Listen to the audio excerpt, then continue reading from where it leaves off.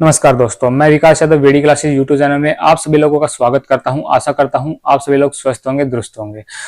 आज हम जानेंगे करंट अफेयर्स जो आपकी आगामी परीक्षा UPSC, state PCS, SSC, banking, railways and state other exams में जो पूछी जाती है। चलिए जानते हैं आज का जो पहला क्वेश्चन। हमारा जो पहला क्वेश्चन क्या है, चेन्नई में 17 जून 2023 को शीर्ष रैंकिंग वाली किस टीम ने फाइनल में मलेशिया को 2-1 से हराकर SDATWSF स्क्वाश विश्व कप का खिताब जीता है? कौन सा विश्व कप? स्क्वाश विश्व कप का खिताब किस टीम ने, किस जो देश है उसने जीता है? तो जो स्क्वाश विश्व कप है, जो स्क्वाश विश्व कप ये कहाँ हुआ था? ये जो स्क्वाश विश्व कप है ये जो भारत के अंदर हुआ था। भारत के अंदर ये कब हुआ था? ये जो हुआ था ये 13 जून से, कब? 13 जून से 17 जून तक भारत के अंदर चला था। अब ये भारत के अंदर कहां पर चला था? तो अब भारत के अंदर जो तमिलनाडु राज्य है, तमिलनाडु राज्य के अंदर यह चला था। ठीक है, तो अब इसके अंदर किसने जैसे जो विजय प्राप्त की है, पहला रैंक किसने प्राप्त किया है? तो जो पहला रैंक है वो मिस्र देश ने प्राप्त किया है। जो पहली अपनी पोजीशन है वो मिस्र देश ने अपनी प्राप्त की है। ठीक है, अब जो ये विश्व कप, तो जो स्क्वाश विश्व कप है जो 13 जून से 17 जून तक जो तमिलनाडु के अंदर चला है, ठीक है, ये कहां पर चला है? तो ये जो तमिलनाडु के अंदर जो एक्सप्रेस, कौन सा जो लोकेशन है, एक्सप्रेस एवेन्यू मॉल के अंदर चला है। कहां पर चला है? एक्सप्रेस एवेन्यू मॉल के अंदर चला है। ठीक है, इसके अंदर कुल कितनी टीमों ने भाग लिया था, मतलब कुल कितने देशों ने भाग लिया था? तो इसके अंदर कुल 8 देशों ने भाग लिया था। अब जानेंगे 8 देश कौन कौन से हैं। तो जैसे नाम लिखेंगे, जो हमारा पहला देश है कौन सा? जो पहला देश हमारा जो भारत है वही है। ठीक है, तो पहला देश कौन सा हो गया? भारत। दूसरा देश इसमें कौन सा हो गया? हांगकांग। हांगकांग पहला हो गया भारत, दूसरा हांगकांग, तीसरा इसमें जापान। कौन सा हो गया तीसरा? जापान। चौथा कौन सा हो गया? मलेशिया। चौथा कौन सा हो गया हमारा? मलेशिया। पांचवा कौन सा हो गया इसके अंदर? मिस्र। ठीक है, अब छठा कौन सा हो गया? दक्षिण अमेरिका। कौन सा होगा छठा? दक्षिण अमेरिका। अब सातवां कौन सा हो गया? ऑस्ट्रेलिया। सातवां कौन सा है जी? ऑस्ट्रेलिया जो है सातवें नंबर पे है। अब लास्ट का जो 8वां है कौन सा बच गया? कोलंबिया। कौन सा बच गया? कोलंबिया। ये 8 देश थे जिन्होंने स्क्वाश विश्व कप में हिस्सेदारी जैसे भाग लिया था। ठीक है, इसके अंदर ये जो हुआ था ये भारत के अंदर कहाँ हुआ था? तमिलनाडु के अंदर हुआ था। कौन कौन किस से किस तारीख को हुआ था? 13 जून से लेकर 17 जून तक को हुआ था। ठीक है, इसमें मतलब किस देश ने अपना जो शीर्ष रैंक प्राप्त किया है? वो मिस्र देश ने अपना स्थान जो शीर्ष रैंक प्राप्त किया है। ठीक है, अब ये जो मिस्र देश है ये जो जीतते हैं, मतलब ये जो फाइनल जो मैच इन्होंने जो जीता है वो किसके समकक्ष, इसके जो अप्रोक्स जो खेल रहा था, जो इसका जो सहभागी था वो कौन था? वो मलेशिया के साथ था। ठीक है, अब मलेशिया को इन्होंने कितने रन से हराया? तो मलेशिया को इन्होंने 2-1 रन से हराया है। ठीक है, चलिए जानते हैं अपना अगला क्वेश्चन। टाइम्स हायर एजुकेशन की 2023 की एशिया यूनिवर्सिटी रैंकिंग में 23 जून 2000 को जारी हो गई है। जो एशिया जो यूनिवर्सिटी है जो उसकी रैंकिंग है वो 23 जून 2023 को जारी हो गई है, जिसमें पहला स्थान किस विश्वविद्यालय, मतलब किस यूनिवर्सिटी का है? पहला स्थान शीर्ष रैंक पूछा है, तो कौन सी यूनिवर्सिटी है? पहला सिंघाई विश्वविद्यालय चीन, नागो विश्वविद्यालय जापान, मॉस्को स्टेट यूनिवर्सिटी रूस, नालंदा विश्वविद्यालय पटना। तो इनमें से कौन सी जो यूनिवर्सिटी है, कौन सा जो देश है जिसने पहला शीर्ष स्थान प्राप्त किया है? तो वो जो है सिंघवा यूनिवर्सिटी, जो सिंघवा विश्वविद्यालय है जो चीन का है, इन्होंने अपना प्रथम स्थान प्राप्त किया है। अब जो ये विश्वविद्यालय है तो इन्होंने जैसे भारत ने भी भाग लिया था, तो भारत में कुल कितने जो स्टेट जो विश्वविद्यालय, जैसे तो ऑलरेडी सभी स्टेट विद्यालयों ने भाग लिया था, बट शीर्ष रैंक में जैसे 200 शीर्ष रैंक है, 200 शीर्ष रैंकों के अंदर भारत के कुल कितने विश्वविद्यालयों का नाम आया है, तो उसके अंदर कुल 18 विश्वविद्यालयों का नाम आया है। कितने? कुल 18 विश्वविद्यालयों का नाम आया है। ठीक है, अब जो 18 विश्वविद्यालय है, 18 विश्वविद्यालयों में जो भारत का सर्वश्रेष्ठ, जो भारत में शीर्ष रैंक के ऊपर जो प्रथम स्थान के अंदर है, वह कौन सा विद्यालय है? जो भारत के अंदर जो प्रथम शीर्ष रैंक पर है ना, वो कौन सा है? IISc। IISc का मतलब है भारतीय विज्ञान संस्थान। क्या नाम है? भारतीय विज्ञान संस्थान, जिसका भारत के अंदर जो रैंकिंग है, जो भारत में सभी विद्यालयों के अंदर जो रैंकिंग है, उसके अंदर सबसे टॉप रैंक पर भारतीय विज्ञान संस्थान है, IISc है। तो उसका इन जो टाइम्स हायर एजुकेशन के तहत जो एशिया यूनिवर्सिटी की जो रैंकिंग है, उसके अंदर इसकी कौन सी पोजीशन है? 18वीं पोजीशन है। कौन सी पोजीशन है? 18वीं पोजीशन है। ठीक है, चलिए जानते हैं अगला क्वेश्चन। अज्ञात शवों की पहचान के लिए DNA डेटाबेस तैयार करने वाला पहला राज्य कौन सा बन गया है? देखिए, जो कोई व्यक्ति मर जाता है जिसकी कोई पहचान नहीं होती, कोई जिसके परिवार वाले जिसको मतलब जिसको पहचान नहीं पाते हैं, उन अज्ञात शवों की पहचान के लिए कौन सी राज्य सरकार ने एक डेटाबेस तैयार किया है, जिसके तहत अज्ञात शवों को पहचाना जा सकता है, उनके DNA वगैरह से जो उनके माता पिता या उनके घर वालों का पता लगाया जा सकता है, या फिर आगे के लिए जो आगामी जो इन घटनाओं को, कार्यक्रमों को रोकने के लिए इन डेटाबेस को तैयार करके इनके द्वारा इनकी सहायता प्राप्त की जा सकती है। तो वो कौन से राज्य सरकार ने? जो है बिहार राज्य सरकार, तमिलनाडु राज्य सरकार, हिमाचल प्रदेश राज्य सरकार एंड गुजरात राज्य सरकार। इनमें से कौन सी जो राज्य सरकार है जिन्होंने ये डेटाबेस तैयार किया है? तो इनमें से जो हिमाचल प्रदेश जो राज्य है, इन्होंने अपना एक डेटाबेस तैयार किया है।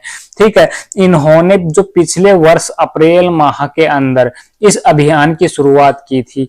कौन से माह के अंदर? अप्रैल माह के अंदर इस अभियान की शुरुआत की थी। अब फिलहाल तक इन्होंने 150 से प्लस शवों की पहचान, जैसे जो DNA जो शवों का डेटाबेस तैयार कर लिया गया है। ठीक है, इन्होंने अपने अनुमान के अंदर बताया है कि इनको प्रतिवर्ष 100 से अधिक शव मिलते हैं जिनका कोई आता पता, जिनकी कोई पहचान नहीं होती, जिनकी पहचान के लिए इन्होंने फिलहाल दैट टाइम तक कितने 150 से प्लस शवों का डेटाबेस तैयार कर लिया है, जिसके तहत ये इन लोगों को जितनी भी जानकारी है वो प्राप्त करने, इनको इकट्ठा करने और जो क्राइम में इनके जो सहायता प्रदान करेंगे, उनके लिए अपना एक डेटाबेस तैयार कर लिया गया है। ठीक है, चलिए चलते हैं अगले क्वेश्चन पे। किस राज्य ने प्रधानमंत्री फसल बीमा योजना के सर्वोत्तम कार्यान्वयन के लिए राष्ट्रीय पुरस्कार जीता है? कौन सा जो ऐसा राज्य सरकार है जिसमें प्रधानमंत्री जो फसल बीमा योजना जो 2016 के अंदर शुरू की गई थी, प्रधानमंत्री फसल बीमा योजना, जिसके तहत जो अपनी फसल मेरा ब्यौरा मेरी फसल मेरा ब्यौरा के तहत फसल को ऑनलाइन पंजीकृत किया जाता था, उसके तहत किस जो फिलहाल जो राज्य सरकार है उसने राष्ट्रीय पुरस्कार को अपने नाम किया है? तो वह कौन सी सरकार है? तो वह कर्नाटक राज्य सरकार है, जिन्होंने इस वर्ष इस पुरस्कार को अपने नाम किया है। ठीक है, जो कर्नाटक राज्य सरकार है, उन्होंने 2021 और से लेके जो 22 के बीच में जो खरीफ की जो फसल थी, जो खरीफ का जो सीजन था, ठीक है, उसके अंदर कुल 47.74% की वृद्धि दर जताई गई है कि जो इनका जो प्रतिवर्ष जो डेटाबेस तैयार होता था, कितना होता था? 16.15 लाख जो इनका प्रतिवर्ष जो नामांकन जो पंजीकृत होता था, उसको वृद्धि कर कितना वृद्धि किया गया है? 47.74% की वृद्धि करके इस पुरस्कार को अपने नाम किया गया है। ठीक है, चलिए जानते हैं अगला क्वेश्चन। वाणिज्य मंत्रालय ने अंतिम आंकड़ों के अनुसार 2022-23 में कौन से देश भारत का सबसे बड़ा व्यापारिक भागीदार बन गया है? पहला यूएसए, दूसरा चीन, तीसरा यूके, चौथा फ्रांस। वह कौन सा देश है जो भारत के साथ सबसे ज्यादा व्यापार में भागीदारी अपना जो हिस्सा बना चुका है? तो वो जो देश है कौन सा है? वो यूएसए, अमेरिका है। कौन सा है?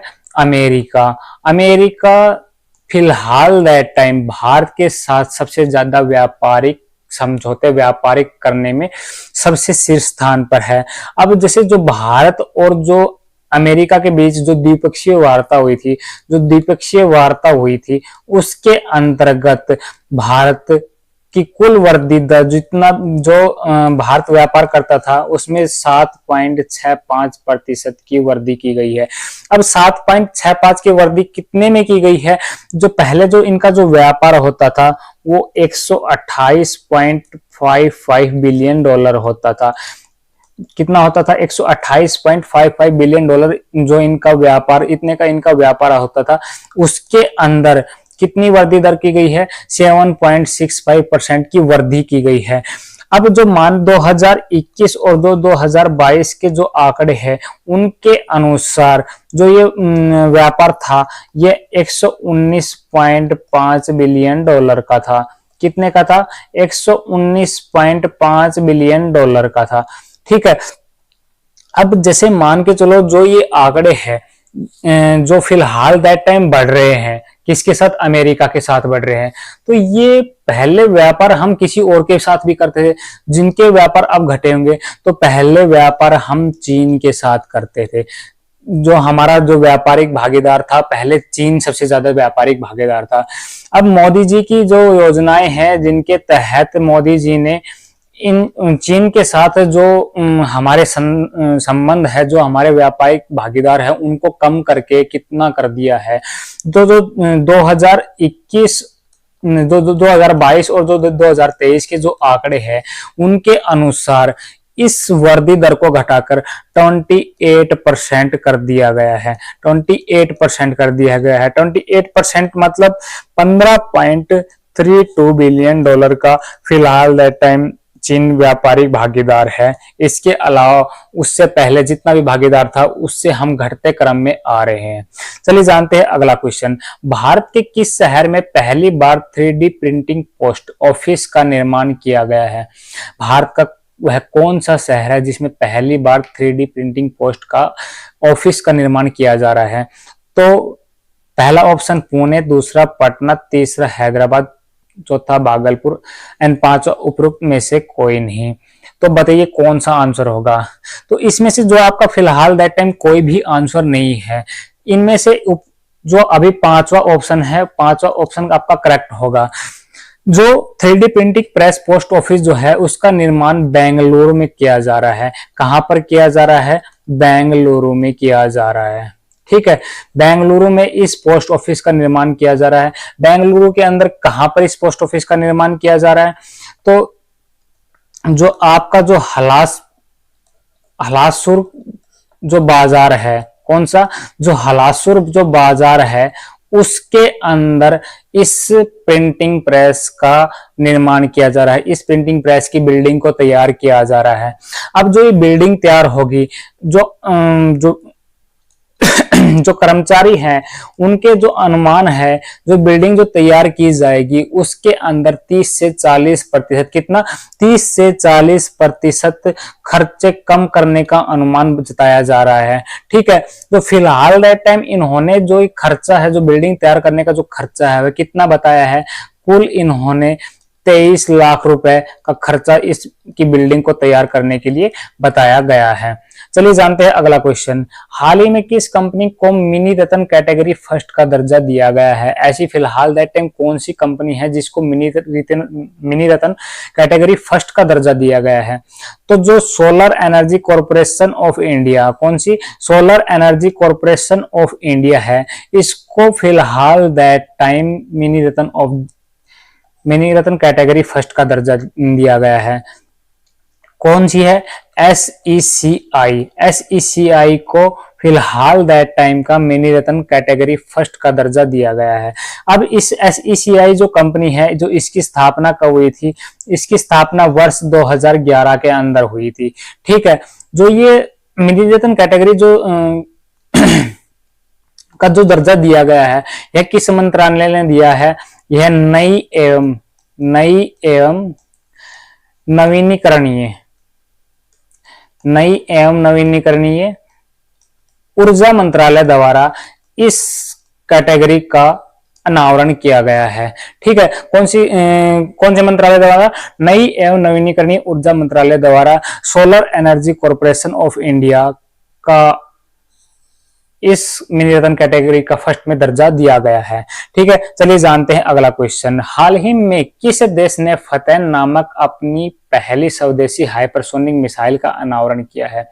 ऐसा कौन सा देश है जिन्होंने फतेह नामक एक स्वदेशी हाइपरसोनिक मिसाइल का अनावरण किया है? वह कौन सा देश है? पाकिस्तान, ईरान, इराक और इजराइल। जो ईरान देश है, कौन सा देश है? जो ईरान देश है, इन्होंने अपनी स्वदेशी हाइपरसोनिक मिसाइल का अनावरण किया है। इनका मानना है कि जो इनकी जो मिसाइल है वो 1400 किलोमीटर तक, कितना? 1400 किलोमीटर यानी 870 मील्स तक, कितना? 870 मील्स तक इसकी जो मारक क्षमता होगी। ठीक है, अब जो इसका जो अनावरण किया गया है, जो ईरान के जो प्रधानमंत्री जो राष्ट्रपति है उन्होंने 6 जून के, किसने किया है? जो ईरान के जो राष्ट्रपति है उन्होंने 6 जून को किया है। ठीक है, अब जो ईरान आ गया तो ईरान के जो राष्ट्रपति है फिलहाल दैट टाइम कौन है? इब्राहिम रईसी। फिलहाल दैट टाइम जो ईरान के जो राष्ट्रपति है वो कौन है? इब्राहिम रईसी है। ठीक है, इन्होंने 6 जून को इस स्वदेशी हाइपरसोनिक मिसाइल का अनावरण किया है। ठीक है, जानते हैं अगला क्वेश्चन।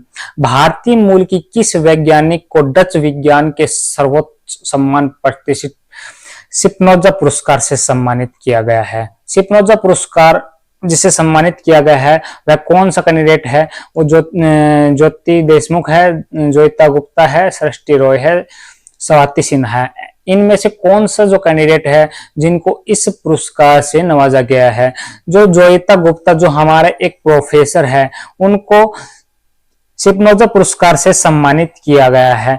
इन्होंने डच भाषा के अंदर इस पुरस्कार को, जैसे इन्होंने डच भाषा के अंदर इस पुरस्कार को अपने नाम किया है। ठीक है, इसका जो दूसरा नाम है, जो ये स्पिनोजा जो पुरस्कार है, इसका जो दूसरा नाम है वो डच नोबल पुरस्कार है। क्या है? डच नोबल पुरस्कार। ठीक है, डच नोबल पुरस्कार।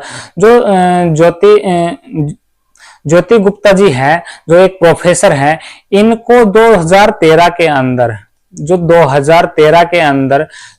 डच नोबेल पुरस्कार करने वाली जो एक समिति है जो चयनित करती है कि किस व्यक्ति को ये पुरस्कार दिया जाएगा, उन्होंने 2013 के अंदर जो एस्टरडम विश्वविद्यालय है उसके अंदर इन्होंने इनका चयन किया था कि हम इनको इस पुरस्कार से सम्मानित करेंगे। ठीक है, देखिए आप सभी लोगों से निवेदन है कि वीडी क्लासेस यूट्यूब चैनल को ज्यादा से ज्यादा लाइक करें, शेयर करें, सब्सक्राइब करें। वीडी क्लासेस जो यूट्यूब चैनल है उसका एक टेलीग्राम लिंक जो आपको दिया गया है, डिस्क्रिप्शन के अंदर आपको लिंक दिया जाएगा। इसके तहत आप जुड़ के आप हमसे ज्यादा से ज्यादा जुड़ सकते हैं, जिससे कि हम आपके पास ज्यादा से ज्यादा वीडियो पहुंचा सकते हैं जो आपकी आगामी परीक्षाओं के लिए लाभदायी होंगी। हमारा जो यूट्यूब चैनल है वीडी क्लासेस यूट्यूब चैनल के नाम से है, जिससे आप हमारी जो आगामी परीक्षाएं जैसे एचएसएससी, फिलहाल दैट टाइम जो करंट अफेयर की जो हमारी क्लासेस चल रही हैं उसके लिए आप VD classes YouTube channel join कर सकते हो। आप लोगों से सभी से निवेदन है कि इस चैनल को ज्यादा से ज्यादा लाइक करें, शेयर करें एंड सब्सक्राइब करें। आज के लिए इतना ही, धन्यवाद।